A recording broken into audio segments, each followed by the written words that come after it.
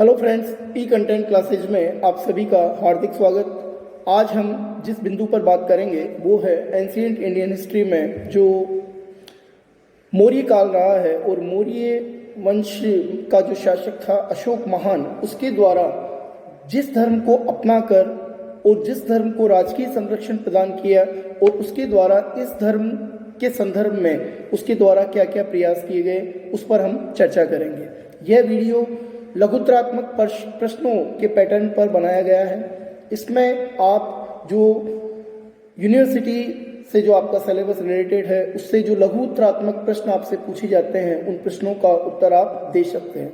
एक शब्द में जिन प्रश्नों का उत्तर देना होता है या 20-25 शब्दों में जिन प्रश्नों का उत्तर देना होता है उसमें अक्सर इस प्रकार के प्रश्न परीक्षा में पूछे जाते हैं। तो उसमें सबसे पहले हम बात करेंगे प्राचीन भारत के संदर्भ में जो मौर्य शासक रहा है अशोक की महानता के विषय में हमने पिछले वीडियो में बात की है।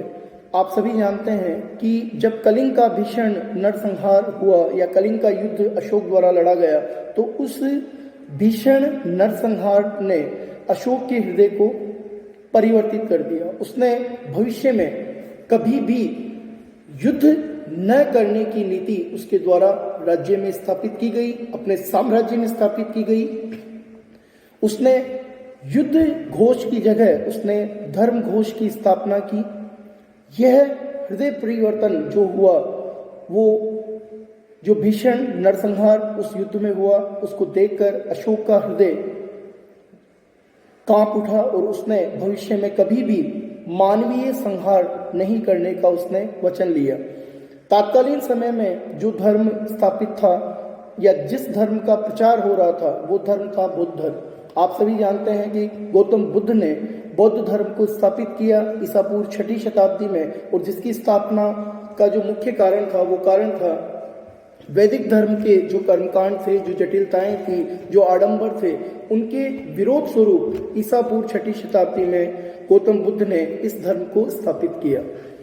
चूंकि इस धर्म की शिक्षाएं सरल थी, भाषा सरल थी, सिद्धांत भी इसके सरल थे, यानी समाज का प्रत्येक व्यक्ति इस धर्म को अपनाकर लाभ अर्जित कर सकता था। और इसी कारण इस धर्म का प्रचार प्रसार हमें ईसा पूर्व 6वीं शताब्दी में तीव्र गति से होता हुआ दिखाई देता है।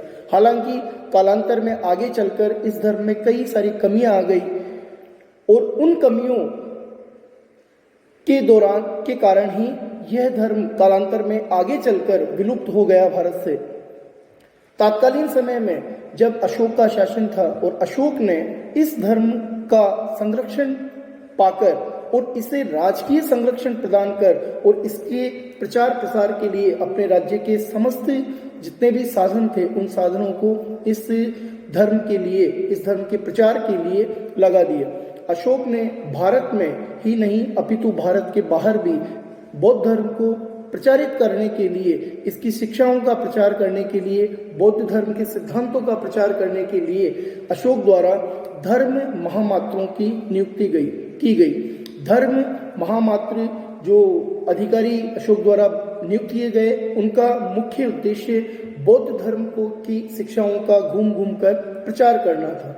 वे लोगों में जाकर और बौद्ध धर्म की शिक्षाओं का प्रचार करते थे, उनके सिद्धांतों का प्रचार करते थे, और जब लोग इन शिक्षाओं या इन सिद्धांतों को समझते थे तो वो बौद्ध धर्म ग्रहण कर लिया करते थे। अशोक द्वारा भारत और भारत से बाहर यहाँ तक कि चीन, सुमात्रा, जावा, कंबोडिया, इंडोनेशिया इत्यादि क्षेत्रों में हम बौद्ध धर्म का तत्कालीन समय में प्रचार और प्रसार देखते हैं, जो हमें तत्कालीन समय में बौद्ध धर्म की स्थिति के बारे में हमें जानकारी प्रदान करता है। गौतम बुद्ध द्वारा स्थापित बौद्ध धर्म के प्रचार प्रसार के लिए अशोक द्वारा जो स्थापत्य क्षेत्र में उसके द्वारा कार्य किया गया, यानी 84,000 स्तूप का निर्माण, बौद्ध स्तूपों का निर्माण अशोक द्वारा करवाया गया। आप कल्पना कीजिए कि 84,000 जो बौद्ध स्तूप अशोक द्वारा निर्मित करवाए गए उसके समय में कितना राजकीय व्यय हुआ होगा और कितना सारा जो राज्य के जो साधन हैं, कितने साधन लगे होंगे। राजकीय संरक्षण प्राप्त होने के कारण ही बौद्ध धर्म भारत में फैल पाया, विदेशों में फैल पाया। अशोक ने इस धर्म को प्रचार प्रसार कराने के लिए किन किन अधिकारियों को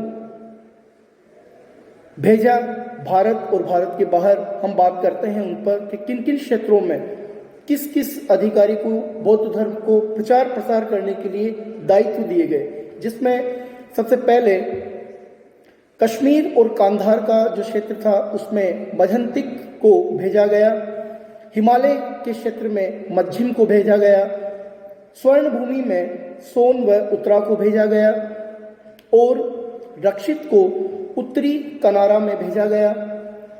महारक्षित को यवन के राज्य में बौद्ध धर्म को प्रचार प्रसार करने के लिए भेजा गया। महाधर्म रक्षित को महाराष्ट्र में भेजा गया और महादेव को मैसूर में भेजा गया और महेंद्र को श्रीलंका में भेजा गया। इस प्रकार मझंतिक, मज्झिम, सोन व उत्तरा, रक्षित, धर्म रक्षित, महारक्षित, महाधर्म रक्षित, महादेव और महेंद्र, इन अधिकारियों को बौद्ध धर्म के प्रचार प्रसार करने के लिए अशोक द्वारा इन इन क्षेत्रों में भेजा गया। आज का वीडियो हमने अशोक द्वारा जो बौद्ध धर्म के जो प्रचारक उसके द्वारा नियुक्त किए गए थे उसके ऊपर हमने ये वीडियो तैयार किया है। लघुत्रात्मक प्रश्न में एक संक्षिप्त चर्चा के रूप में हमने इस वीडियो को तैयार किया है। धन्यवाद।